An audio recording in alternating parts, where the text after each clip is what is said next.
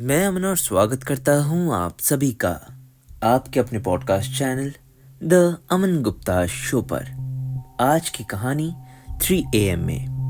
दर्शकों, आप सभी को लग रहा होगा कि आज की कहानी का नाम 3 AM क्यों है, तो चलिए जानते हैं मेरे साथ फिर से डर की एक और सत्य घटना को आपके अपने podcast channel the Aman Gupta show पर। धन्यवाद। आज की कहानी 3 AM सत्य घटना पर आधारित है।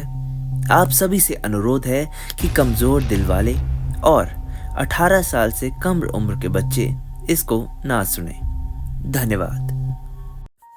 आज मैं अमन आप सभी को डर की एक ऐसी कहानी से रूबरू कराने जा रहा हूं जो आपने पहले कभी नहीं सुनी होगी। ये कहानी दिल्ली के ग्रेटर नोएडा की है। अब कहानी शुरू होती है। घड़ी पर दोपहर के 12:30 बजे हुए थे।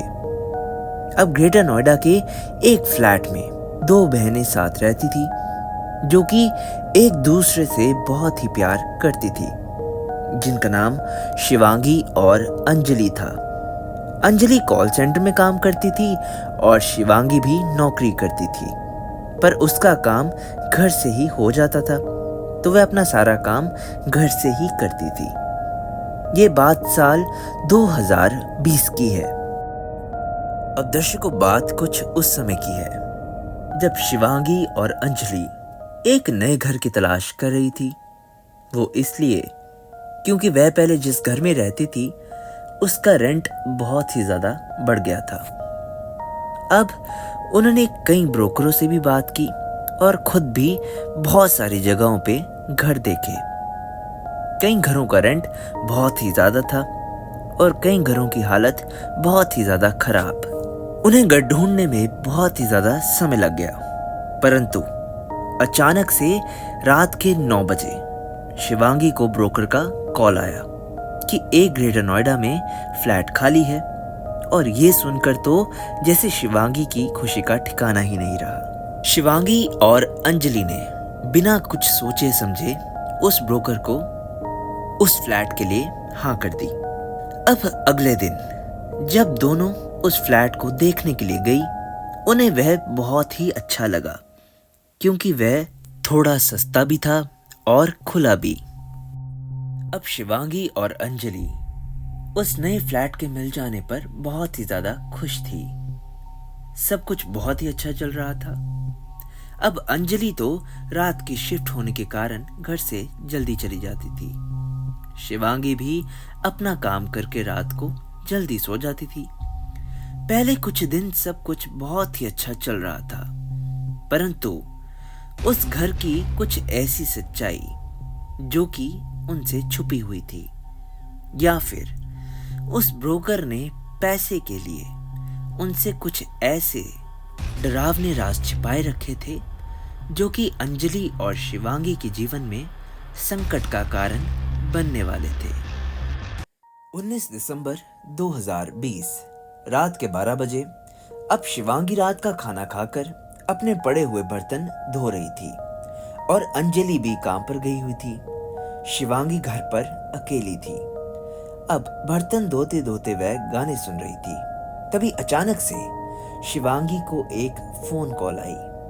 वह अपनी रसोई में थी और उसका फोन कमरे में। पता नहीं क्यों उसे किसी अज्ञात नंबर से फोन आया। उसने उठाकर बोला, कौन है और किससे बात करनी है? परंतु आगे से उस फोन का कोई भी जवाब नहीं आया। शिवांगी ने फिर से एक बार पूछा, कौन है और किससे बात करनी है? अभी भी सामने वाला चुप, कुछ भी जवाब नहीं आया। अचानक से फोन कटा और शिवांगी वापस से काम करने चली गई। शिवांगी इस नए घर में आने से बहुत ही ज्यादा खुश थी। ये बात सोच ही रही थी, तभी अचानक से गाने का स्पीकर अपने आप ही चलने और रुकने लगा। अब शिवांगी ने अपना स्पीकर अपने हाथ पे उठाया। उसको मानो ऐसा लग रहा था जैसे उसमें से कोई आवाज आ रही हो, जैसे कोई धीमी आवाज में गाना गाते गाते उसका नाम बोल रहा हो। उसने सोचा कि वह सिर्फ एक उसका वहम है और उसने उस बात पर इतना ध्यान नहीं दिया। सब काम खत्म करके शिवांगी अब सो गई। वह समय था कुछ रात के 2:25। शिवांगी अब गहरी नींद में सो रही थी, परंतु उसको ये बात बिल्कुल भी पता नहीं थी कि आज की रात उसकी जीवन की सबसे भयानक रात होगी। अब बात दरअसल कुछ इस प्रकार हुई कि रात के 3 बजे उसको फिर से वैसा ही कॉल आया। फोन जनरल मोड पर था, इस कारण वह डर के मारे उठ गई।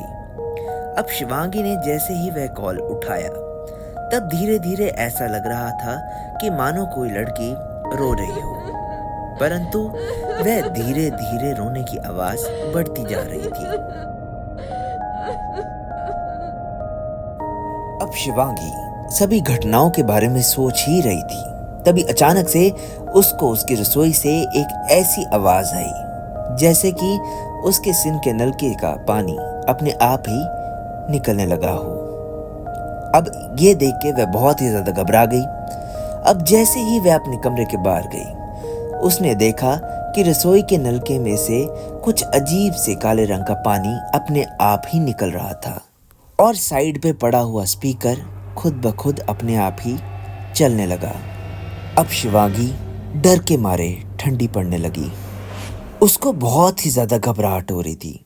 उसको ऐसा लग रहा था कि मानो वह उस घर में अकेली नहीं है, कोई तो है जो उसको देख रहा हो। अब शिवांगी को कुछ भी समझ नहीं आ रहा था और शिवांगी की स्थिति बिगड़ती ही जा रही थी। उसने बहुत बार अंजलि को फोन मिलाया, परंतु वह फोन नहीं उठा रही थी।